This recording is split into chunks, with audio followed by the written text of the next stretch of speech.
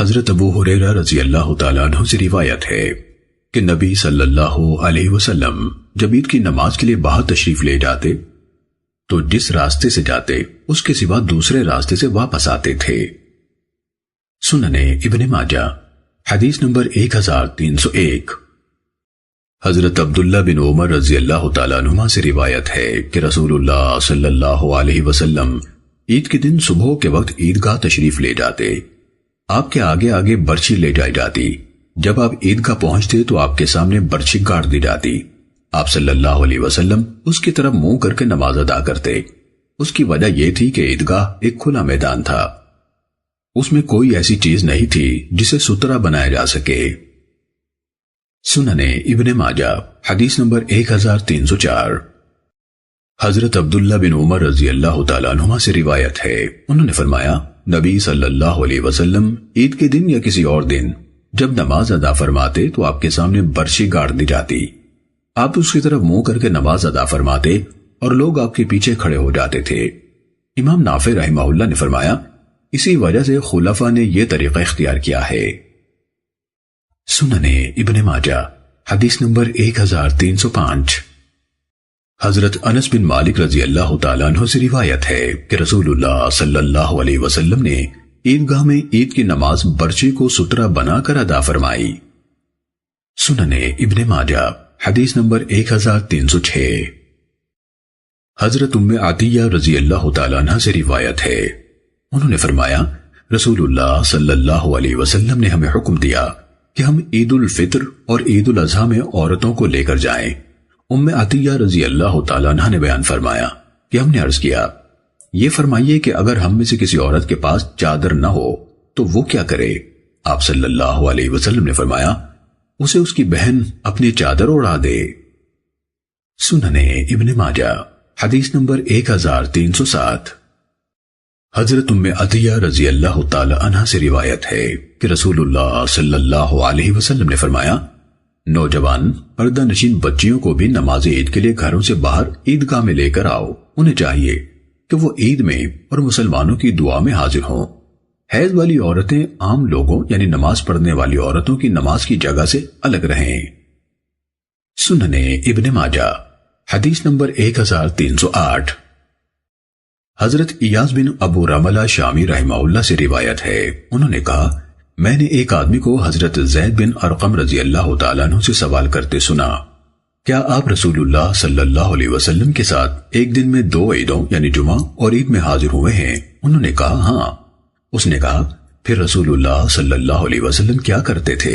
فرمایا آپ صلی اللہ علیہ وسلم نے عید کی نماز ادا فرمائی، پھر جمعے کی رخصت دے دی، پھر فرمایا جو کوئی جمعے کی نماز پڑھنا چاہے پڑھ لے۔ سننے ابن ماجہ حدیث نمبر 1310۔ حضرت عبداللہ بن عمر رضی اللہ تعالیٰ عنہما سے روایت ہے کہ انہوں نے فرمایا رسول اللہ صلی اللہ علیہ وسلم کے زمانے میں 2 عیدیں ایک دن میں جمع ہو گئیں۔ آپ صلی اللہ علیہ وسلم نے لوگوں کو عید کی نماز پڑھائی، پھر فرمایا جو شخص جمعے کی نماز میں آنا چاہے آ جائے، جو پیچھے رہنا چاہے پیچھے رہ جائے۔ سننے ابن ماجہ حدیث نمبر 1312۔ حضرت عبداللہ بن بصر رضی اللہ تعالیٰ عنہ سے روایت ہے کہ وہ عید الفطر یا عید الاضحیٰ کے دن لوگوں کے ساتھ عیدگاہ کی طرف روانہ ہوئے۔ انہوں نے امام کے دیر کرنے کو ناپسند فرمایا اور فرمایا ہم تو اس وقت تک فارغ ہو جایا کرتے تھے۔ اس وقت نفل نماز کی ادائیگی کا وقت ہو چکا تھا۔ سننے ابن ماجہ حدیث نمبر 1317۔ حضرت عبداللہ بن عمر رضی اللہ تعالیٰ عنہما سے روایت ہے، انہوں نے فرمایا رسول اللہ صلی اللہ علیہ وسلم رات کو 2 رکعت نماز ادا کرتے تھے۔ سننے ابن ماجہ حدیث نمبر 1318۔ حضرت عبداللہ بن عمر رضی اللہ تعالیٰ عنہما سے روایت ہے، رسول اللہ صلی اللہ علیہ وسلم نے فرمایا رات کی نماز 2 رکعت ہے۔ سننے ابن ماجہ حدیث نمبر 1319۔ حضرت عبداللہ بن عمر رضی اللہ تعالیٰ عنہما سے روایت ہے کہ نبی صلی اللہ علیہ وسلم رات کی نماز یعنی تہجد کے بارے میں سوال کیا گیا تو آپ نے فرمایا نمازی کو چاہیے کہ 2 رکعت پڑھتا رہے، جب صبح صادق ہو جانے کا خوف محسوس ہو تو 1 وتر پڑھ لے۔ سننے ابن ماجہ حدیث نمبر 1320۔ حضرت عبداللہ بن عمر رضی اللہ تعالیٰ عنہما سے روایت ہے، رسول اللہ صلی اللہ علیہ وسلم نے فرمایا، رات اور دن کی نفل نماز 2 رکعت ہے۔ سننے ابن ماجہ حدیث نمبر 1322۔ حضرت ام ہانی بنت ابو طالب رضی اللہ تعالیٰ عنہ سے روایت ہے، رسول اللہ صلی اللہ علیہ وسلم نے فتح مکہ کے روز ضحیٰ کی نماز 8 رکعت ادا کی اور ہر 2 رکعت پر سلام پھیرا۔ سننے ابن ماجہ حدیث نمبر 1323۔ حضرت ابو ہریرہ رضی اللہ تعالیٰ عنہ سے روایت ہے، رسول اللہ صلی اللہ علیہ وسلم نے فرمایا، جس نے اللہ کے وعدوں پر ایمان رکھتے ہوئے ثواب کی نیت سے رمضان کے روزے رکھے اور رمضان کا قیام کیا، اس کے وہ گناہ معاف کر دیے جائیں گے جو پہلے سرزد ہو چکے ہیں۔ سننے ابن ماجہ حدیث نمبر 1326۔ حضرت ابو ذر رضی اللہ تعالیٰ عنہ سے روایت ہے، انہوں نے فرمایا، ہم نے رسول اللہ صلی اللہ علیہ وسلم کی معیت میں رمضان کے روزے رکھے، آپ نے ان ایام میں قیام نہ فرمایا حتیٰ کہ 7 راتیں باقی رہ گئیں، تو 7ویں رات آپ صلی اللہ علیہ وسلم نے ہمیں نماز تراویح پڑھائی حتیٰ کہ تقریباً تہائی رات گزر گئی، پھر اس سے متصل 6 رات آئی تو آپ صلی اللہ علیہ وسلم نے قیام نہ فرمایا، پھر اس سے متصل 5ویں رات آئی تو آپ صلی اللہ علیہ وسلم نے ہمیں نماز تراویح پڑھائی حتیٰ کہ تقریباً آدھی رات گزر گئی۔ میں نے عرض کیا، اے اللہ کے رسول، کاش آپ ہمیں اس رات کا باقی حصہ بھی عطا فرماتے، یعنی پوری رات قیام فرماتے۔ تو آپ صلی اللہ علیہ وسلم نے فرمایا، جو شخص امام کے ساتھ اس کے فارغ ہونے تک قیام کرتا ہے، اس کا وہ قیام پوری رات کے قیام کے برابر ہوتا ہے۔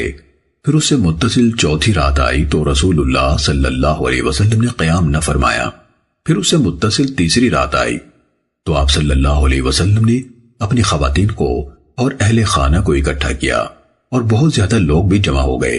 نبی صلی اللہ علیہ وسلم نے ہمیں نماز پڑھائی حتیٰ کہ ہمیں خطرہ محسوس ہوا کہ ہماری فلاح چھوٹ جائے گی۔ ابو ذر رضی اللہ تعالیٰ عنہ سے پوچھا گیا، فلاح کا مطلب کیا ہے؟ فرمایا، سحری کا کھانا۔ پھر فرمایا، اس کے بعد مہینے کی باقی راتوں میں رسول اللہ صلی اللہ علیہ وسلم نے ہمیں نماز تراویح نہیں پڑھائی۔ سننے ابن ماجہ حدیث نمبر 1327۔ حضرت ابو ہریرہ رضی اللہ تعالیٰ عنہ سے روایت ہے کہ رسول اللہ صلی اللہ علیہ وسلم نے فرمایا، شیطان رات کو انسان کے سر کے پچھلے حصے میں رسی سے 3 گرہیں لگاتا ہے۔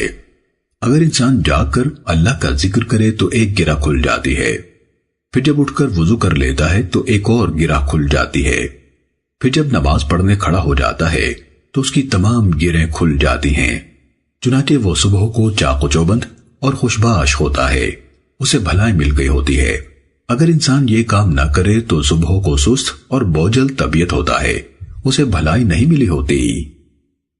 سننے ابن ماجہ حدیث نمبر 1329۔ حضرت عبداللہ بن مسعود رضی اللہ تعالیٰ عنہ سے روایت ہے، انہوں نے فرمایا، رسول اللہ صلی اللہ علیہ وسلم کی موجودگی میں ایک شخص کا ذکر ہوا کہ وہ رات سے صبح تک ساری رات سویا رہا۔ آپ صلی اللہ علیہ وسلم نے فرمایا، اس شخص کے کانوں میں شیطان نے پیشاب کر دیا تھا۔ سننے ابن ماجہ حدیث نمبر 1330۔ حضرت عبداللہ بن عامر رضی اللہ تعالیٰ عنہما سے روایت ہے، رسول اللہ صلی اللہ علیہ وسلم نے فرمایا، فلاں کی طرح نہ ہو جانا، وہ رات کو قیام کیا کرتا تھا، پھر اس نے رات کا قیام یعنی تہجد پڑھنا ترک کر دیا۔ سننے ابن ماجہ حدیث نمبر 1331۔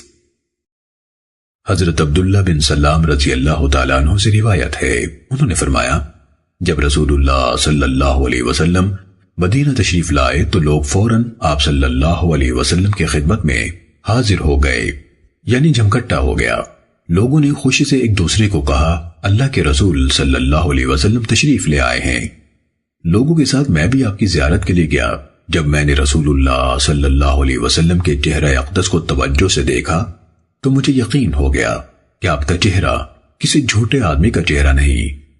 نبی صلی اللہ علیہ وسلم نے سب سے پہلے جو کلام فرمایا وہ یہ تھا، لوگو سلام کو عام کرو، کھانا کھلایا کرو، رات کو جب لوگ سو رہے ہوں تو تم نماز پڑھا کرو، سلامتی کے ساتھ جنت میں داخل ہو جاؤ گے۔ سننے ابن ماجہ حدیث نمبر 1334۔ حضرت ابو ہریرہ رضی اللہ تعالیٰ عنہ سے روایت ہے، رسول اللہ صلی اللہ علیہ وسلم نے فرمایا، اللہ تعالیٰ اس مرد پر رحمت فرمائے جس نے رات کو جاگ کر نماز پڑھی اور اپنی بیوی کو جگایا تو اس نے بھی نماز پڑھی۔ اگر عورت نے جاگنے سے انکار کیا تو اس مرد نے اس کے چہرے پر پانی کے چھینٹے مارے۔ اللہ تعالیٰ اس عورت پر رحمت فرمائے جس نے رات کو جاگ کر نماز پڑھی اور اپنے خاوند کو جگایا تو اس نے بھی نماز پڑھی۔ اگر مرد نے جاگنے سے انکار کیا تو اس عورت نے مرد کے چہرے پر پانی کے چھینٹے مارے۔ سننے ابن ماجہ حدیث نمبر 1336۔ ام المومنین حضرت عائشہ رضی اللہ تعالیٰ عنہ سے روایت ہے، انہوں نے فرمایا، رسول اللہ صلی اللہ علیہ وسلم کی حیات مبارکہ میں ایک رات عشاء کے بعد مجھے حاضر خدمت ہونے میں دیر ہو گئی۔ پھر میں آئی تو نبی صلی اللہ علیہ وسلم نے فرمایا، تم کہاں تھی؟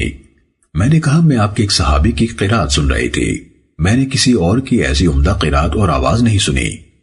ام المومنین نے بیان فرمایا، اللہ کے نبی اٹھ کھڑے ہوئے، میں بھی اٹھ کر آپ کے ساتھ گئی، حتیٰ کہ آپ صلی اللہ علیہ وسلم نے بھی اس کی قرات سنی۔ پھر میری طرف متوجہ ہو کر فرمایا، یہ حضرت ابو حذیفہ کے مولا سالم ہے، اللہ کی تعریف ہے اور اس کا شکر ہے جس نے میری امت میں ایسے افراد پیدا فرمائے۔ سننے ابن ماجہ حدیث نمبر 1338۔ حضرت ابو ہریرہ رضی اللہ تعالیٰ عنہ سے روایت ہے، انہوں نے فرمایا، رسول اللہ صلی اللہ علیہ وسلم مسجد میں داخل ہوئے تو ایک آدمی کی تلاوت کی آواز سنائی دی۔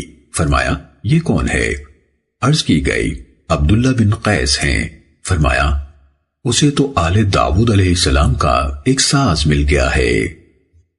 سننے ابن ماجہ حدیث نمبر 1341۔ حضرت براء بن عازب رضی اللہ تعالیٰ عنہ سے روایت ہے، رسول اللہ صلی اللہ علیہ وسلم نے فرمایا، قرآن کو اپنی آوازوں کے ساتھ مزین کرو۔ سننے ابن ماجہ حدیث نمبر 1342۔ حضرت عمر بن الخطاب رضی اللہ تعالیٰ عنہ سے روایت ہے، رسول اللہ صلی اللہ علیہ وسلم نے فرمایا، جو شخص اپنا وظیفہ یعنی تلاوت یا اذکار کا مقررہ معمول یا وظیفے کا کچھ حصہ نیند کی وجہ سے نہ پڑھ سکا، پھر اس نے وہ چھوٹا ہوا حصہ فجر اور ظہر کے درمیان کسی وقت پڑھ لیا، اس کے لیے اتنا ہی ثواب لکھا جائے گا گویا اس نے وہ رات کو پڑھا۔ سننے ابن ماجہ حدیث نمبر 1343۔ حضرت ابو درداء رضی اللہ تعالیٰ عنہ سے روایت ہے، نبی صلی اللہ علیہ وسلم نے فرمایا، جو شخص اپنے بستر پر سونے کے لیے آتا ہے اور اس کی نیت ہوتی ہے کہ وہ رات کو اٹھ کر نماز پڑھے گا، پھر اس پر صبح تک نیند غالب آ جاتی ہے، اس کے لیے اس کی نیت کے مطابق پورا ثواب لکھا جائے گا اور اس کی نیند اس کے رب کی طرف سے اس پر صدقہ ہوگی۔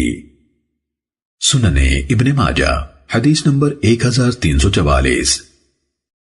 حضرت اوس بن حذیفہ رضی اللہ تعالیٰ عنہ سے روایت ہے، انہوں نے فرمایا، ہم لوگ قبیلہ ثقیف کے وفد میں شامل ہو کر رسول اللہ صلی اللہ علیہ وسلم کی خدمت میں حاضر ہوئے۔ انہوں نے قریش کے حلیفوں کو تو حضرت مغیرہ بن شعبہ رضی اللہ تعالیٰ عنہ کے ہاں ٹھہرایا اور رسول اللہ صلی اللہ علیہ وسلم نے بنو مالک کو اپنی ایک عمارت میں ٹھہرایا۔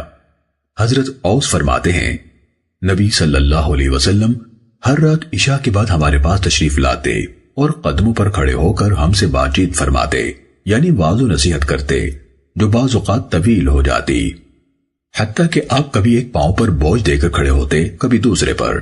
رسول اللہ صلی اللہ علیہ وسلم ہمیں اکثر وہ باتیں سناتے جو آپ کو اپنی قوم قریش کی طرف سے تکلیفیں پہنچی تھیں، اور فرماتے، ہم اور وہ برابر نہیں تھے، ہم لوگ تو کمزور اور دبے ہوتے تھے، وہ غالب اور زور آور تھے۔ پھر جب ہم مدینے آ گئے تو ہمارے اور ان کے درمیان لڑائی کا توازن کم و بیش ہونے لگا، کبھی ہم ان پر غالب آتے، کبھی وہ ہمیں نقصان پہنچا جاتے۔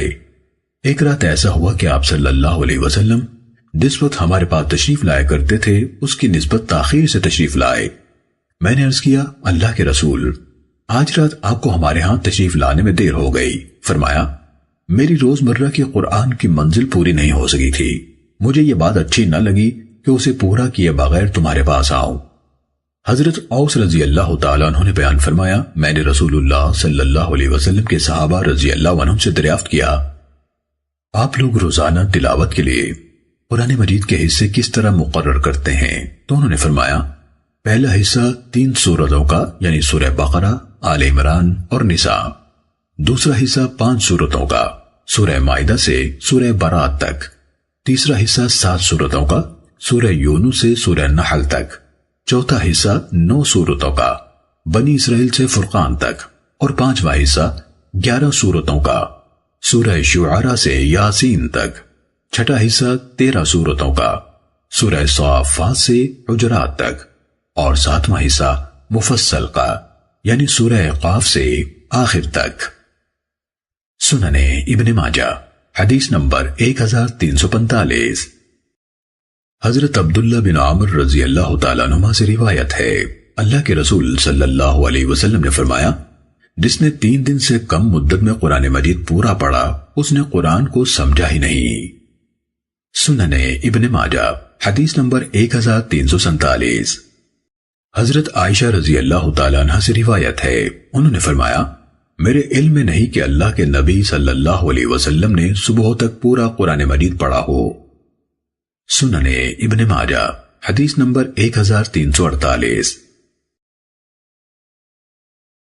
حضرت ام ہانی بنت ابو طالب رضی اللہ تعالیٰ عنہ سے روایت ہے، انہوں نے فرمایا، مجھے رات کو نبی صلی اللہ علیہ وسلم کی تلاوت کی آواز سنائی دیتی تھی جبکہ میں اپنے گھر کی چھت پر ہوتی تھی۔ سننے ابن ماجہ حدیث نمبر 1349۔ حضرت ابو ذر رضی اللہ تعالیٰ عنہ سے روایت ہے، انہوں نے فرمایا، نبی صلی اللہ علیہ وسلم نے صبح تک ایک ہی آیت بار بار پڑھتے ہوئے قیام فرمایا۔ آیت یہ ہے، ان تعذبہم فإنہم عبادک وَإِن تَغْفِرْ لَهُمْ فَإِنَّكَ أَنْتَ الْعَزِيزُ الْحَكِيمُ۔ اگر تو ان کو سزا دے تو بے شک وہ تیرے ہی بندے ہیں، اور اگر تو ان کو معاف فرما دے تو بے شک تو ہی غالب ہے، بڑی حکمت والا ہے۔ سننے ابن ماجہ حدیث نمبر 1350۔ حضرت حذیفہ رضی اللہ تعالیٰ عنہ سے روایت ہے کہ نبی صلی اللہ علیہ وسلم نے نماز پڑھائی، آپ جب کسی رحمت کی آیت پر پہنچتے تو اللہ کی رحمت کا سوال فرماتے، اور جب کسی عذاب کی آیت پر پہنچتے تو اللہ کے عذاب سے پناہ مانگتے، اور جب کسی ایسی آیت پر پہنچتے جس میں اللہ کی تقدیس اور پاکیزگی کا ذکر ہوتا تو اللہ کی تسبیح بیان فرماتے۔ سننے ابن ماجہ حدیث نمبر 1351۔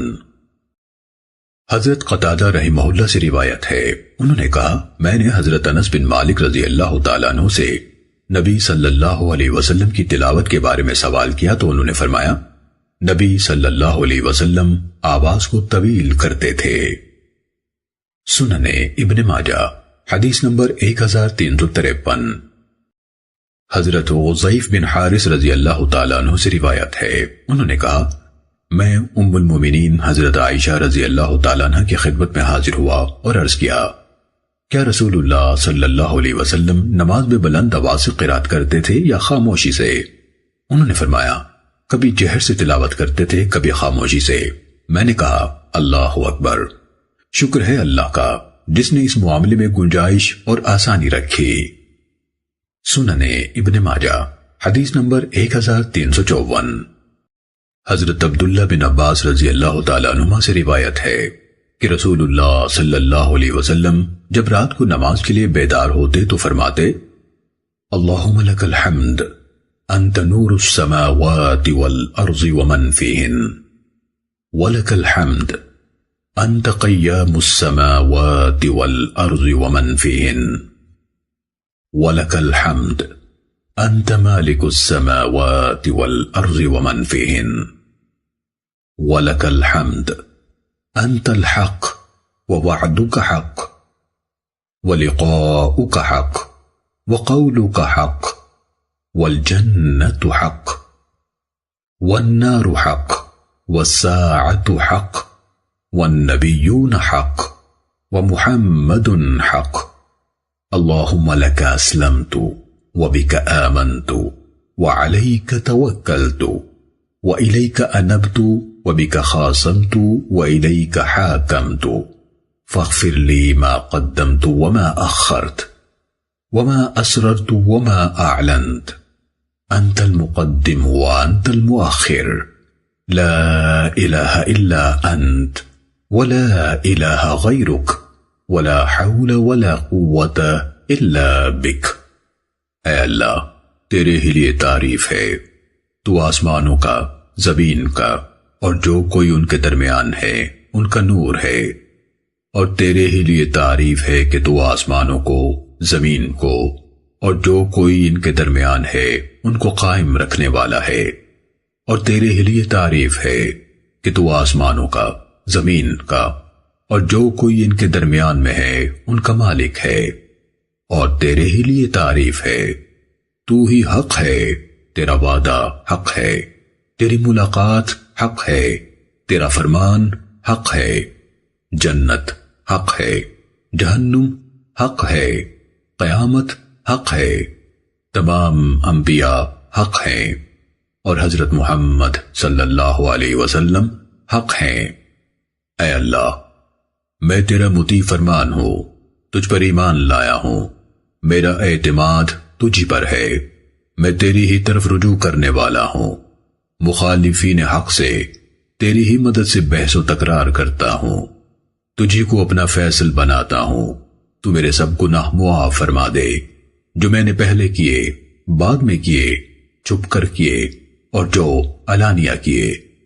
تو ہی آگے بڑھانے والا ہے اور تو ہی پیچھے ہٹانے والا ہے، صرف تو ہی معبود ہے، تیرے سوا کوئی برحق معبود نہیں، اور تیری توفیق کے بغیر نہ بچاؤ ہے نہ طاقت۔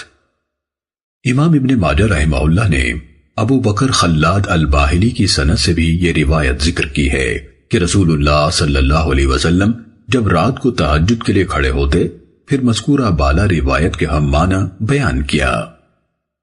سننے ابن ماجہ حدیث نمبر 1355۔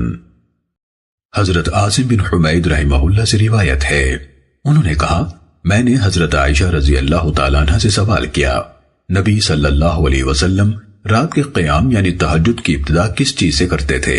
انہوں نے کہا، تم نے مجھ سے وہ بات پوچھی ہے جو تم سے پہلے کسی نے نہیں پوچھی۔ آپ 10 مرتبہ اللہ اکبر، 10 مرتبہ الحمدللہ، 10 مرتبہ سبحان اللہ اور 10 مرتبہ استغفر اللہ کہتے تھے، پھر فرماتے، اللہم اغفر لی واہدنی وارزقنی وعافنی، اے اللہ مجھے بخش دے، مجھے ہدایت دے، مجھے رزق عنایت فرما اور مجھے آرام و راحت سے بہرہ فرما۔ اور آپ قیامت کے دن میدان حشر میں کھڑے ہونے کی تنگی سے اللہ کی پناہ چاہتے تھے۔ سننے ابن ماجہ حدیث نمبر 1356۔ حضرت ابو سلمہ بن عبد الرحمن رحمہ اللہ سے روایت ہے، انہوں نے کہا، میں نے حضرت عائشہ رضی اللہ تعالیٰ عنہ سے سوال کیا، نبی صلی اللہ علیہ وسلم جب رات کو اٹھتے تھے تو اپنی نماز کس طرح شروع کرتے تھے؟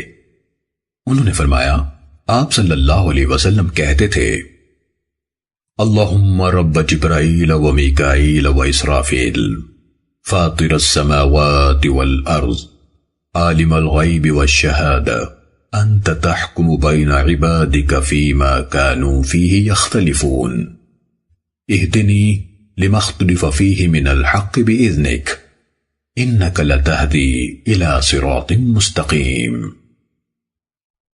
اے اللہ، اے جبرائیل، میکائیل اور اسرافیل کے مالک، اے آسمانوں اور زمین کے خالق، اے پوشیدہ اور ظاہر سب چیزوں کا علم رکھنے والے، اپنے بندوں میں تو ہی فیصلہ کرے گا، جس جس چیز میں وہ اختلاف کرتے تھے، حق کے جن مسائل میں اختلاف کیا گیا ہے، ان میں مجھے اپنے حکم سے ہدایت نصیب فرما، ان میں مجھے اپنے حکم سے ہدایت نصیب فرما، بے شک تو ہی سیدھی راہ کی طرف ہدایت دیتا ہے۔ امام ابن ماجہ رحمہ اللہ کے استاد عبد الرحمن بن عمر رحمہ اللہ نے کہا، اس دعا میں جبرائیل کا لفظ حمزہ کے ساتھ یاد کرو، کیونکہ نبی صلی اللہ علیہ وسلم سے اسی طرح مروی ہے۔ سننے ابن ماجہ حدیث نمبر 1357۔ حضرت عائشہ رضی اللہ تعالیٰ عنہ سے روایت ہے، انہوں نے فرمایا نبی صلی اللہ علیہ وسلم نماز عشاء سے فارغ ہونے کے بعد سے صبح صادق تک 11 رکعت نماز ادا کرتے تھے۔ ہر 2 رکعت پر سلام پھیرتے اور 1 رکعت وتر پڑھتے، اور ان رکعتوں میں اتنا لمبا سجدہ کرتے تھے کہ آپ صلی اللہ علیہ وسلم کے سر اٹھانے سے پہلے کوئی شخص 50 آیتیں پڑھ سکتا تھا۔ پھر جب مؤذن نماز فجر کی پہلی اذان دے کر خاموش ہوتا تو آپ صلی اللہ علیہ وسلم اٹھ کر ہلکی سی 2 رکعتیں پڑھ لیتے تھے۔ سننے ابن ماجہ حدیث نمبر 1358۔ حضرت عائشہ رضی اللہ تعالیٰ عنہ سے روایت ہے، انہوں نے فرمایا نبی صلی اللہ علیہ وسلم رات کو 13 رکعت نماز ادا کرتے تھے۔ سننے ابن ماجہ حدیث نمبر 1359۔ حضرت عائشہ رضی اللہ تعالیٰ عنہ سے روایت ہے کہ نبی صلی اللہ علیہ وسلم رات کو 9 رکعتیں پڑھتے تھے۔ سننے ابن ماجہ حدیث نمبر 1360۔ حضرت عامر بن شراحیل شعبی رحمہ اللہ سے روایت ہے، انہوں نے کہا میں نے حضرت عبداللہ بن عباس اور حضرت عبداللہ بن عمر رضی اللہ تعالیٰ عنہما سے رسول اللہ صلی اللہ علیہ وسلم کی رات کی نماز کے متعلق سوال کیا تو انہوں نے فرمایا نبی صلی اللہ علیہ وسلم کی نماز 13 رکعت ہوتی تھی، ان میں 8 رکعتیں بطور نوافل ہوتی تھیں اور آپ 3 وتر پڑھتے تھے اور 2 رکعتیں فجر طلوع ہونے کے بعد پڑھتے تھے۔ سننے ابن ماجہ حدیث نمبر 1361۔ حضرت زید بن خالد جوہنی رضی اللہ تعالیٰ عنہ سے روایت ہے، انہوں نے فرمایا میں نے دل میں کہا کہ آج رات میں ضرور رسول اللہ صلی اللہ علیہ وسلم کی نماز تہجد دیکھوں گا، چنانچہ میں آپ کی چوکھٹ یا خیمے کے نچلے حصے پر سر رکھ کر لیٹ گیا۔ رسول اللہ صلی اللہ علیہ وسلم رات کو اٹھے، آپ نے پہلے ہلکی 2 رکعتیں پڑھی، پھر 2 رکعتیں پڑھی جو بہت ہی طویل تھیں، پھر 2 رکعتیں پڑھی جو ان سے کم طویل تھیں، پھر 2 رکعتیں پڑھی جو ان سے پہلی والی رکعتوں سے کم طویل تھیں، پھر 2 رکعتیں پڑھی جو ان سے بھی کم طویل تھیں، پھر 2 رکعتیں پڑھی، پھر وتر پڑھا، یہ کل 13 رکعتیں ہوئی۔ سننے ابن ماجہ حدیث نمبر 1362۔ حضرت عبداللہ بن عباس رضی اللہ تعالیٰ عنہما سے روایت ہے کہ وہ نبی صلی اللہ علیہ وسلم کی زوجہ محترمہ حضرت میمونہ رضی اللہ تعالیٰ عنہ کے ہاں سوئے اور وہ ان کی خالہ تھیں۔ حضرت عبداللہ رضی اللہ تعالیٰ عنہ نے بیان فرمایا میں تکیے کے عرض میں لیٹا اور رسول اللہ صلی اللہ علیہ وسلم اور آپ کی اہلیہ اس کے طول میں لیٹ گئے۔ نبی صلی اللہ علیہ وسلم سو گئے۔ جب آدھی رات ہوئی یا آدھی رات سے تھوڑا سا پہلے یا تھوڑا سا بعد کا وقت تھا تو نبی صلی اللہ علیہ وسلم بیدار ہو گئے اور نیند دور کرنے کے لیے چہرے پر ہاتھ پھیرنے لگے۔ پھر آپ نے سورہ آل عمران کی آخری 10 آیات پڑھی، پھر ایک کھونٹی پر لٹکی ہوئی مشک کی طرف گئے اور اسے وضو کیا۔ آپ نے خوب اچھی طرح وضو کیا، پھر کھڑے ہو کر نماز پڑھنے لگے۔ حضرت عبداللہ بن عباس رضی اللہ تعالیٰ عنہما نے فرمایا میں بھی اٹھ کھڑا ہوا، میں نے اسی طرح کیا، یعنی آیات پڑھی اور وضو کیا جس طرح نبی صلی اللہ علیہ وسلم نے کیا تھا۔ پھر میں جا کر آپ کے بائیں پہلو میں کھڑا ہو گیا اور نبی صلی اللہ علیہ وسلم کی اقتدا میں نماز شروع کر دی۔ رسول اللہ صلی اللہ علیہ وسلم نے اپنا دایاں ہاتھ میرے سر پر رکھا اور مجھے اپنے پیچھے سے اپنے دائیں پہلو میں کر لیا اور میرا دایاں کان پکڑ کر مروڑنے لگے۔ نبی صلی اللہ علیہ وسلم نے 2 رکعتیں پڑھی، پھر 2 رکعتیں پڑھی، پھر 2 رکعتیں پڑھی، پھر 2 رکعتیں پڑھی، پھر 2 رکعتیں پڑھی، پھر 2 رکعتیں پڑھی، پھر وتر پڑھا، پھر لیٹ گئے حتیٰ کہ مؤذن آ گیا۔ آپ نے ہلکی سی 2 رکعتیں پڑھی، پھر نماز پڑھنے کے لیے گھر سے مسجد میں تشریف لے گئے۔ سننے ابن ماجہ حدیث نمبر 1363۔ حضرت عمرو بن عبسہ رضی اللہ تعالیٰ عنہ سے روایت ہے، انہوں نے کہا میں رسول اللہ صلی اللہ علیہ وسلم کی خدمت میں حاضر ہوا۔ میں نے کہا اے اللہ کے رسول، آپ کے ساتھ کون کون اسلام لایا ہے؟ فرمایا آزاد اور غلام۔ میں نے کہا کیا کوئی گھڑی دوسری گھڑی کی نسبت اللہ سے زیادہ قرب کا باعث ہے؟ فرمایا ہاں، رات کا درمیانی حصہ۔ سننے ابن ماجہ حدیث نمبر 1364۔ حضرت عائشہ رضی اللہ تعالیٰ عنہ سے روایت ہے، انہوں نے فرمایا رسول اللہ صلی اللہ علیہ وسلم رات کے شروع حصے میں سوتے تھے اور آخری حصے میں عبادت کرتے تھے۔ سننے ابن ماجہ حدیث نمبر 1365۔ حضرت ابو ہریرہ رضی اللہ تعالیٰ عنہ سے روایت ہے رسول اللہ صلی اللہ علیہ وسلم نے فرمایا، اللہ تعالیٰ ہر رات جب رات کا آخری تیسرا حصہ باقی ہوتا ہے تو آسمانی دنیا پر نزول فرماتا ہے اور کہتا ہے، کون ہے جو مجھ سے مانگے تو میں اسے عطا کروں، کون ہے جو مجھ سے دعا کرے تو میں اس کی دعا قبول کروں، کون ہے جو مجھ سے بخشش مانگے تو میں اسے بخشش دوں۔ اور اللہ تعالیٰ اسی طرح فرماتا رہتا ہے حتیٰ کہ صبح صادق طلوع ہو جاتی ہے۔ اس لیے سلف رات کے پہلے حصے کے بجائے آخری حصے میں نماز پڑھنا زیادہ پسند کرتے تھے۔ سنن ابن ماجہ حدیث نمبر 1366۔ حضرت رفاعہ بن عرابہ جوہنی رضی اللہ تعالیٰ عنہ سے روایت ہے، رسول اللہ صلی اللہ علیہ وسلم نے فرمایا، اللہ تعالیٰ مہلت دیتا ہے حتیٰ کہ جب آدھی یا 2/3 رات گزر جاتی ہے تو فرماتا ہے، میرے بندوں کو میرے سوا کسی سے ہرگز نہیں مانگنا چاہیے، جو مجھے پکارے گا میں اس کی دعا قبول کروں گا، جو مجھ سے مانگے گا میں اسے دوں گا، جو مجھ سے بخشش طلب کرے گا میں اسے بخشش دوں گا۔ یہ کیفیت مسلسل جاری رہتی ہے حتیٰ کہ صبح صادق طلوع ہو جاتی ہے۔ سنن ابن ماجہ حدیث نمبر 1367۔ حضرت عبد الرحمن بن یزید رحمہ اللہ نے حضرت علقمہ رحمہ اللہ سے اور انہوں نے حضرت ابو مسعود رضی اللہ تعالیٰ عنہ سے روایت بیان کی کہ رسول اللہ صلی اللہ علیہ وسلم نے فرمایا، سورہ بقرہ کی آخری 2 آیاتیں یہ شان رکھتی ہیں کہ جو شخص انہیں ایک رات میں پڑھ لے وہ اس کے لیے کافی ہوں گی۔ راوی حدیث حفص اپنی حدیث میں بیان کرتے ہیں کہ عبد الرحمن بن یزید رحمہ اللہ نے فرمایا، بعد میں میری ملاقات حضرت ابو مسعود رضی اللہ تعالیٰ عنہ سے ہوئی، جبکہ وہ کعبہ شریف کا طواف کر رہے تھے تو انہوں نے خود یہ حدیث مجھے سنائی۔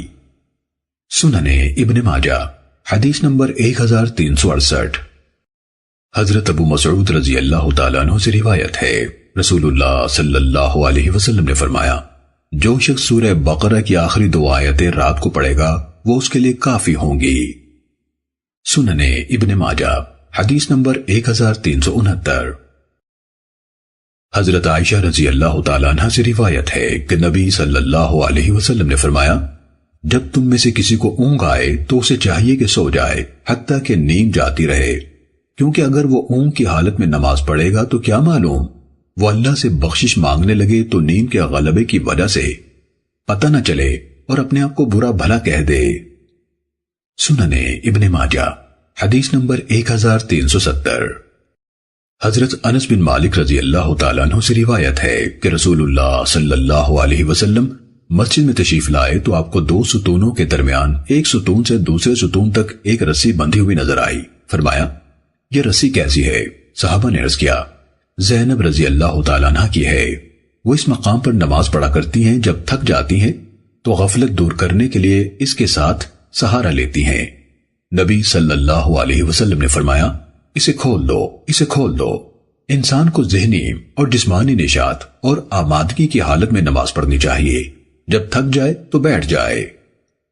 سنن ابن ماجہ حدیث نمبر 1371۔ حضرت ابو ہریرہ رضی اللہ تعالیٰ عنہ سے روایت ہے، نبی صلی اللہ علیہ وسلم نے فرمایا، تم میں سے کوئی شخص جب رات کو قیام کرے پھر اس کی زبان پر قرآن مشکل ہو جائے اور اسے پتہ نہ چلے کہ وہ کیا کہہ رہا ہے تو اسے چاہیے کہ وہ لیٹ جائے۔ سنن ابن ماجہ حدیث نمبر 1372۔ حضرت ابو سعید خدری رضی اللہ تعالیٰ عنہ سے روایت ہے، نبی صلی اللہ علیہ وسلم نے فرمایا، جب کوئی شخص اپنی نماز پوری کر لے تو اسے چاہیے کہ اس کا ایک حصہ اپنے گھر کے لیے بھی رکھے، کیونکہ اللہ تعالیٰ اس کی نماز کی وجہ سے اس کے گھر میں بھی بھلائی عطا فرمائے گا۔ سنن ابن ماجہ حدیث نمبر 1376۔ حضرت عبداللہ بن عمر رضی اللہ تعالیٰ عنہما سے روایت ہے، رسول اللہ صلی اللہ علیہ وسلم نے فرمایا، اپنے گھروں کو قبریں نہ بنا لو۔ سنن ابن ماجہ حدیث نمبر 1377۔ حضرت عبداللہ بن سعد رضی اللہ تعالیٰ عنہ سے روایت ہے، انہوں نے فرمایا، میں نے رسول اللہ صلی اللہ علیہ وسلم سے سوال کیا، کون سی چیز افضل ہے، گھر میں نماز پڑھنا یا مسجد میں نماز پڑھنا؟ رسول اللہ صلی اللہ علیہ وسلم نے فرمایا، کیا تم میرا گھر نہیں دیکھ رہے ہو کہ وہ مسجد سے کتنا قریب ہے؟ مجھے مسجد میں نماز پڑھنے سے اپنے گھر میں نماز پڑھنا زیادہ پسند ہے، سوائے اس کے کہ فرض نماز ہو۔ سنن ابن ماجہ حدیث نمبر 1378۔ حضرت عبداللہ بن حارث رحمہ اللہ سے روایت ہے، انہوں نے کہا حضرت عثمان بن عفان رضی اللہ تعالیٰ عنہ کے زمانے میں جب صحابہ کرام رضی اللہ عنہم کثیر تعداد میں موجود تھے، میں نے نماز ضحیٰ کے متعلق دریافت کیا تو مجھے حضرت ام ہانی رضی اللہ تعالیٰ عنہ کے سوا کوئی شخص ایسا نہ ملا جو مجھے بتائے کہ رسول اللہ صلی اللہ علیہ وسلم نے یہ نماز پڑھی ہے۔ البتہ حضرت ام ہانی رضی اللہ تعالی عنہ نے مجھے بتایا کہ رسول اللہ صلی اللہ علیہ وسلم نے اس نماز کی 8 رکعتیں پڑھی تھیں۔ سنن ابن ماجہ حدیث نمبر 1379۔ حضرت معاذہ ادویہ رحمہ اللہ سے روایت ہے، انہوں نے کہا میں نے حضرت عائشہ رضی اللہ تعالیٰ عنہ سے سوال کیا کیا نبی صلی اللہ علیہ وسلم ضحیٰ یعنی چاش کی نماز پڑھتے تھے؟ انہوں نے فرمایا ہاں 4 رکعت پڑھتے تھے اور اس سے زیادہ بھی پڑھ لیتے تھے جس قدر اللہ تعالیٰ چاہتا۔ سنن ابن ماجہ حدیث نمبر 1381۔ حضرت ابو ہریرہ رضی اللہ تعالیٰ عنہ سے روایت ہے، رسول اللہ صلی اللہ علیہ وسلم نے فرمایا جو شخص نماز ضحیٰ کا دوگانہ پابندی سے ادا کرے گا اس کے گناہ معاف ہو جائیں گے، خواہ سمندر کی جھاگ کی طرح بہت زیادہ ہو۔ سنن ابن ماجہ حدیث نمبر 1382۔ حضرت جابر بن عبداللہ رضی اللہ تعالیٰ عنہما سے روایت ہے، انہوں نے فرمایا رسول اللہ صلی اللہ علیہ وسلم ہمیں استخارے کی دعا اسی طرح اہتمام سے سکھاتے تھے جس طرح قرآن مجید کی سورت کی تعلیم دیتے تھے۔ رسول اللہ صلی اللہ علیہ وسلم فرماتے تھے جب کوئی شخص کسی کام کا ارادہ کرے تو اسے چاہیے کہ فرض کے علاوہ 2 رکعتیں نفل پڑھے، پھر کہے اللہم انی استخیرک، پھر اللہم ان کنت تعلم ھذا الامر، یا اس چیز کا نام لے خیر لی فی عاجل امری، یا یوں فرمایا خیر لی فی دینی و معاشی و عاقبت امری و آجلہ فقدرہ لی و یسرہ لی و بارک لی فی، وَإِن كُنْتَ تَعْلَمُ هَذَا الْأَمْرِ، جس طرح پہلے کہا تھا اسی طرح یہاں کہے وَإِن كَانَ شَرٌ لِّي فِي الدِّينِ وَمَعَاشِي وَعَاقِبَةِ أَمْرِي، یا کہے شَرٌ لِّي فِي عَاجِلِ أَمْرِي وَآجِلِهِ فَاصْرِفْهُ عَنِّي وَاصْرِفْنِي عَنْهُ وَاقْدُرْ لِيَ الْخَيْرَ حَيْثُمَا كَانَ ثُمَّ رَزِّنِي بِهِ، اے اللہ میں تیرے علم کے واسطے سے تجھ سے بھلائی طلب کرتا ہوں اور تیری قدرت کے واسطے سے حصول خیر کی طاقت مانگتا ہوں اور تجھ سے تیرے عظیم فضل کا سوال کرتا ہوں، بے شک تو ہر چیز پر قدرت رکھتا ہے اور میں کسی چیز پر قدرت نہیں رکھتا، تو غیب جانتا ہے میں نہیں جانتا، تو تمام پوشیدہ امور سے باخبر ہے۔ اے اللہ اگر تیرے علم میں یہ کام میرے لیے میری دنیا، میری معاش اور انجام کار میں بہتر ہے، یا فرمایا میرے فوری معاملات میں اور بعد کے معاملات میں بہتر ہے تو اسے میرے لیے مقدر کر دے، اسے میرے لیے آسان فرما دے اور میرے لیے اس کام میں برکت عطا فرما، اور اگر تیرے علم میں یہ کام میرے لیے برا ہے، یعنی پہلے جملے والے الفاظ دوبارہ کہے کہ میری دنیا میں، میری معاش میں اور میرے انجام کار میں، یا میرے فوری معاملات میں اور بعد کے معاملات میں، تو اس کام کو مجھ سے دور ہٹا دے اور مجھے اس سے بہتر کام کی طرف پھیر دے اور میرے لیے خیر مقدر کر دے جہاں کہیں بھی ہو، پھر مجھے اس پر راضی اور مطمئن کر دے۔ سنن ابن ماجہ حدیث نمبر 1383۔ حضرت عثمان بن حنیف رضی اللہ تعالیٰ عنہ سے روایت ہے کہ ایک نابینا آدمی نبی صلی اللہ علیہ وسلم کی خدمت میں حاضر ہوا اور عرض کیا میرے لیے دعا کیجئے کہ اللہ مجھے شفا دے۔ نبی صلی اللہ علیہ وسلم نے فرمایا اگر تو چاہے تو میں تیرے لیے آخرت کی بھلائی چاہوں اور وہ تیرے لیے بہتر ہے، اور اگر تو چاہے تو میں دعا کر دوں۔ اس نے کہا دعا ہی کر دیجئے۔ نبی صلی اللہ علیہ وسلم نے اسے حکم دیا کہ وہ خوب اچھی طرح وضو کر کے 2 رکعتیں پڑھے، پھر یہ دعا مانگے اللہم انی اسألک واتوجہ، یہاں سے لے کر فشفعہ فی یہاں تک، اے اللہ میں تجھ سے سوال کرتا ہوں اور نبی رحمت حضرت محمد صلی اللہ علیہ وسلم کے ذریعے سے تیری طرف توجہ کرتا ہوں، اے محمد میں آپ کے ذریعے سے اپنی اس حاجت کے سلسلے میں اپنے رب کی طرف توجہ کرتا ہوں تاکہ وہ حاجت پوری ہو جائے، اے اللہ نبی صلی اللہ علیہ وسلم کی شفاعت میرے حق میں قبول فرما۔ ابو اسحاق نے کہا یہ حدیث صحیح ہے۔ سنن ابن ماجہ حدیث نمبر 1385۔ حضرت ابو رافع رضی اللہ تعالیٰ عنہ سے روایت ہے، انہوں نے کہا رسول اللہ صلی اللہ علیہ وسلم نے حضرت عباس رضی اللہ تعالیٰ عنہ سے فرمایا، چچا جان، کیا میں آپ کو ایک تحفہ نہ دوں؟ آپ کو فائدہ نہ پہنچاؤں، آپ سے صلہ رحمی نہ کروں؟ انہوں نے کہا، اللہ کے رسول ضرور ایسا کیجئے۔ رسول اللہ صلی اللہ علیہ وسلم نے فرمایا، آپ 4 رکعتیں پڑھیں، ہر رکعت میں سورہ فاتحہ اور کوئی دوسری سورت پڑھیں۔ جب قرات مکمل ہو جائے تو رکوع کرنے سے پہلے 15 بار یوں کہیں، سبحان اللہ والحمد للہ ولا الہ الا اللہ واللہ اکبر۔ اللہ پاک ہے اور تعریف اللہ ہی کے لیے ہے، اور اللہ کے سوا کوئی معبود نہیں، اور اللہ سب سے بڑا ہے۔ پھر رکوع کریں تو رکوع کی حالت میں رکوع کی تسبیحات پڑھنے کے بعد یہ تسبیح 10 بار پڑھیں۔ پھر رکوع سے سر اٹھائیں تو قومے کے اذکار کے بعد 10 بار یہ کہیں۔ پھر سجدہ کریں تو سجدے کی تسبیحات کے بعد 10 بار یہی پڑھیں۔ پھر سر اٹھائیں تو جلسے کی دعا پڑھ کر 10 بار یہ پڑھیں۔ پھر سجدہ کریں تو سجدے کی تسبیحات کے بعد 10 بار یہی پڑھیں۔ پھر سجدے سے سر اٹھائیں تو کھڑے ہونے سے پہلے جلسہ استراحت میں 10 بار یہی پڑھیں۔ یہ ایک رکعت میں 75 تسبیحات ہیں اور 4 رکعتوں میں 300 تسبیحات ہیں۔ اگر آپ کے گناہ صحرائے عالج کی ریت کے ذروں کے برابر بھی ہوں گے تو اس نماز کی وجہ سے اللہ تعالیٰ وہ سب بخش دے گا۔ حضرت عباس رضی اللہ تعالیٰ عنہ نے عرض کیا، اے اللہ کے رسول، جو روزانہ یہ نماز نہ پڑھ سکے تو کیا کرے؟ آپ نے فرمایا، ہفتے میں 1 بار پڑھ لیں، اگر آپ سے یہ بھی نہ ہو سکے تو مہینے میں 1 بار پڑھ لیں۔ حتیٰ کہ نبی صلی اللہ علیہ وسلم نے فرمایا، ورنہ سال میں 1 بار تو پڑھ لیں۔ سنن ابن ماجہ حدیث نمبر 1386۔ حضرت ابن عباس رضی اللہ تعالیٰ عنہما سے روایت ہے، رسول اللہ صلی اللہ علیہ وسلم نے حضرت عباس بن عبد المطلب سے فرمایا، اے عباس، اے چچا جان، کیا میں آپ کو عطیہ نہ دوں، آپ کو ہدیہ نہ دوں، آپ کو تحفہ نہ دوں؟ آپ کے لیے 10 خوبیاں، 10 قسم کے گناہوں کا کفارہ بن جانے والا عمل نہ بیان کروں؟ جب وہ آپ کام کریں تو اللہ تعالیٰ آپ کے پہلے، پچھلے، پرانے اور نئے غلطی سے کیے ہوئے اور جان بوجھ کر کیے ہوئے چھوٹے اور بڑے، پوشیدہ اور ظاہر گناہ بخش دے۔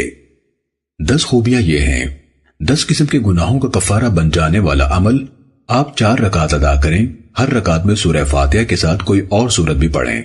جب آپ پہلی رکعت میں قرات سے فارغ ہوں تو کھڑے کھڑے کہیں، سبحان اللہ والحمد للہ ولا الہ الا اللہ واللہ اکبر۔ اللہ پاک ہے، سب تعریفیں اللہ ہی کے لیے ہیں، اور اللہ کے سوا کوئی معبود برحق نہیں، اور اللہ سب سے بڑا ہے۔ 15 بار یہ تسبیح پڑھیں، پھر رکوع کریں اور رکوع میں 10 بار یہی تسبیح کہیں، پھر رکوع سے سر اٹھا کر 10 بار یہی کہیں، پھر سجدہ کریں اور سجدے میں 10 بار یہی پڑھیں، پھر سجدے سے سر اٹھا کر یہی تسبیح 10 بار کہیں، پھر سجدہ کریں اور 10 بار یہ تسبیح پڑھیں، پھر سجدے سے سر اٹھائیں تو 10 بار یہی پڑھیں۔ اس طرح ہر رکعت میں 75 بار تسبیح ہوگی۔ 4 رکعتوں میں اسی طرح پڑھیں۔ اگر آپ میں طاقت ہو تو ہر روز میں 1 بار ضرور یہ نماز پڑھیں۔ اگر اس کی ہمت نہ ہو تو ہفتے میں 1 بار پڑھ لیں۔ اگر اس کی بھی قدرت نہ ہو تو مہینے میں 1 بار پڑھیں، اور اگر یہ بھی ممکن نہ ہو تو ساری عمر میں 1 مرتبہ پڑھ لیں۔ سنن ابن ماجہ حدیث نمبر 1387۔ حضرت انس بن مالک رضی اللہ تعالیٰ عنہ سے روایت ہے کہ نبی صلی اللہ علیہ وسلم کو ایک کام ہو جانے کی خوشخبری دی گئی تو آپ صلی اللہ علیہ وسلم سجدے میں گر پڑے۔ سنن ابن ماجہ حدیث نمبر 1392۔ حضرت قعب بن مالک رضی اللہ تعالیٰ عنہ سے روایت ہے کہ جب اللہ تعالیٰ نے ان کی توبہ قبول فرمائی تو وہ سجدے میں گر پڑے۔ سنن ابن ماجہ حدیث نمبر 1393۔ حضرت ابو بکر رضی اللہ تعالیٰ عنہ سے روایت ہے کہ نبی صلی اللہ علیہ وسلم کو جب کوئی خوشی والا معاملہ پیش آتا تو آپ صلی اللہ علیہ وسلم اللہ تعالیٰ کا شکر ادا کرنے کے لیے سجدہ ریز ہو جاتے۔ سنن ابن ماجہ حدیث نمبر 1394۔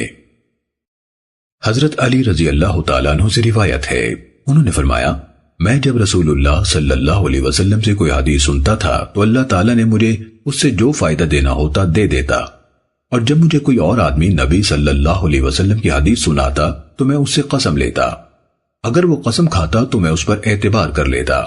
اور حضرت ابو بکر رضی اللہ تعالیٰ عنہ نے مجھے حدیث سنائی، اور ابو بکر رضی اللہ تعالیٰ عنہ نے سچ فرمایا۔ انہوں نے فرمایا کہ رسول اللہ صلی اللہ علیہ وسلم نے فرمایا، جو بھی شخص کوئی گناہ کر لیتا ہے پھر اچھی طرح وضو کر کے 2 رکعت نماز پڑھتا ہے اور اللہ سے بخشش مانگتا ہے تو اللہ اسے ضرور بخش دیتا ہے۔ سنن ابن ماجہ حدیث نمبر 1395۔ حضرت عاصم بن سفیان ثقفی رحمہ اللہ سے روایت ہے کہ مسلمانوں نے ذات سلاسل کی جنگ کی، لیکن یہ لوگ یعنی عاصم اور ان کے کچھ ساتھی جنگ میں شریک نہ ہو سکے، بعد میں پہنچے۔ چنانچہ وہ لوگ کچھ عرصہ محاذ پر مورچہ زن رہے، لیکن دوبارہ جنگ کی نوبت نہ آئی تو پھر وہ حضرت معاویہ رضی اللہ تعالیٰ عنہ کے پاس واپس آ گئے۔ اس وقت معاویہ رضی اللہ تعالیٰ عنہ کی مجلس میں حضرت ابو ایوب اور حضرت عقبہ بن عامر رضی اللہ عنہما بھی موجود تھے۔ عاصم رحمہ اللہ نے کہا، ابو ایوب، ہم تو اس سال جہاد سے محروم رہ گئے، ہمیں بتایا گیا کہ جو شخص 4 مسجدوں میں نماز پڑھے اس کا گناہ بخش دیا جاتا ہے۔ حضرت ابو ایوب رضی اللہ تعالیٰ عنہ نے فرمایا، بھتیجے، میں تجھے اس سے آسان عمل بتاتا ہوں۔ میں نے رسول اللہ صلی اللہ علیہ وسلم سے سنا، آپ فرما رہے تھے، جو شخص وضو کرے جس طرح حکم دیا گیا ہے اور نماز اس طرح پڑھے جس طرح حکم دیا گیا ہے تو اس کے گزشتہ عمل معاف ہو جائیں گے۔ عقبہ، کیا یہ حدیث اسی طرح ہے؟ انہوں نے کہا، ہاں اسی طرح ہے۔ سنن ابن ماجہ حدیث نمبر 1396۔ حضرت عثمان رضی اللہ تعالیٰ عنہ سے روایت ہے، انہوں نے فرمایا، میں نے رسول اللہ صلی اللہ علیہ وسلم سے سنا ہے، آپ نے فرمایا، بھلا بتاؤ، اگر کسی کے گھر کے سامنے صاف پانی کا ایک دریا بہتا ہو، وہ اس میں روزانہ 5 بار غسل کرے تو اس کے جسم پر کتنی میل باقی رہ جائے گی؟ حاضرین نے کہا، بالکل نہیں رہے گی۔ نبی صلی اللہ علیہ وسلم نے فرمایا، نماز گناہوں کو اسی طرح ختم کر دیتی ہے جس طرح پانی سے میل کچیل ختم ہو جاتی ہے۔ سنن ابن ماجہ حدیث نمبر 1397۔ حضرت عبداللہ بن مسعود رضی اللہ تعالیٰ عنہ سے روایت ہے کہ ایک آدمی نے کسی عورت سے زنا سے کم تر ناجائز حرکت کی، یہ تو معلوم نہیں کہ اس نے کس حد تک غلطی کی، تاہم زنا نہیں کیا۔ پھر وہ نبی صلی اللہ علیہ وسلم کی خدمت میں حاضر ہوا اور یہ بات عرض کی، تب اللہ تعالیٰ نے یہ آیت نازل فرما دی، وَأَقِمِ الصَّلَاةَ طَرَفَيِ النَّهَارِ وَزُلَفًا مِّنَ اللَّيْلِ إِنَّ الْحَسَنَاتِ يُذْهِبْنَ السَّيِّئَاتِ ذَلِكَ ذِكْرَىٰ لِلذَّاكِرِينَ۔ دن کے کناروں میں بھی نماز قائم کیجیے اور رات کی گھڑیوں میں بھی، یقیناً نیکیاں برائیوں کو دور کر دیتی ہیں۔ یہ نصیحت ہے، نصیحت قبول کرنے والوں کے لیے۔ صحابی نے کہا، اے اللہ کے رسول، کیا یہ رعایت صرف میرے لیے ہے؟ آپ صلی اللہ علیہ وسلم نے فرمایا، جو بھی اس پر عمل کرے اس کے لیے ہے۔ سنن ابن ماجہ حدیث نمبر 1398۔ حضرت انس بن مالک رضی اللہ تعالیٰ عنہ سے روایت ہے، رسول اللہ صلی اللہ علیہ وسلم نے فرمایا، اللہ تعالیٰ نے میری امت پر 50 نمازیں فرض کی۔ میں یہ حکم لے کر واپس آیا حتیٰ کہ موسیٰ علیہ السلام کے پاس پہنچا۔ موسیٰ علیہ السلام نے فرمایا، آپ کے رب نے آپ کی امت پر کیا فرض کیا ہے؟ میں نے کہا، اس نے مجھ پر 50 نمازیں فرض کی ہیں۔ انہوں نے فرمایا، اپنے رب کے پاس واپس جائیے کیونکہ آپ کی امت اس کی طاقت نہیں رکھتی۔ میں دوبارہ اپنے رب کی طرف گیا تو اس نے نصف نمازیں معاف فرما دی۔ میں پھر موسیٰ علیہ السلام کے پاس آیا اور انہیں بتایا۔ انہوں نے فرمایا، اپنے رب کے پاس واپس جائیے کیونکہ آپ کی امت اس کی طاقت نہیں رکھتی۔ میں پھر اپنے رب کی طرف گیا تو اس نے فرمایا، یہ ادا کرنے میں 5 ہیں اور یہی ثواب میں 50 ہیں۔ میرا فرمان تبدیل نہیں ہوتا۔ میں پھر موسیٰ علیہ السلام کے پاس آیا، انہوں نے فرمایا، اپنے رب کے پاس واپس جائیے۔ میں نے کہا، مجھے اپنے رب سے شرم محسوس ہوتی ہے۔ سنن ابن ماجہ حدیث نمبر 1399۔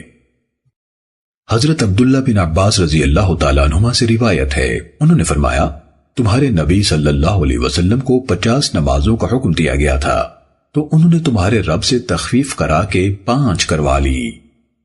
سنن ابن ماجہ حدیث نمبر 1400۔